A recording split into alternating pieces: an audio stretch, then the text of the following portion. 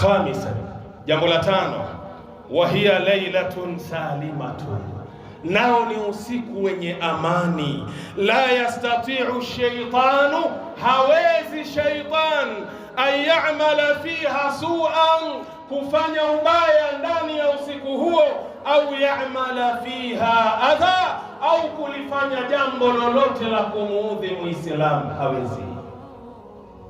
Qala jalla wa ala, amesema Mwenyezi Mungu aliyetukuka, salamun hiya, siku hiyo ni amani ndani yake, hata matla'il fajri, mpaka inachomoza alfajiri, kunakuwa na amani ndani yake.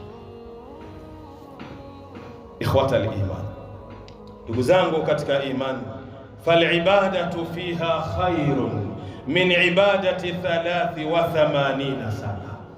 Ibada ndani ya usiku huo wa cheo ni bora kuliko ibada ya miaka 83. Wa hadha fadlun adhimun, na hii ni fadhila kubwa.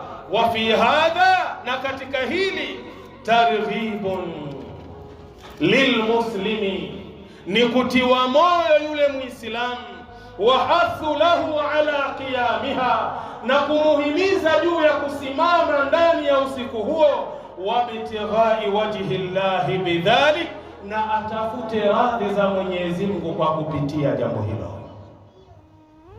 Walidhalika, na kwa ajili hiyo, kana nabiyu sallallahu alayhi wasallam, alikuwa Mtume, rehma na amani zimshukie yeye, yaltamisu hadhihi llaila, akiutafuta huu usiku wa cheo.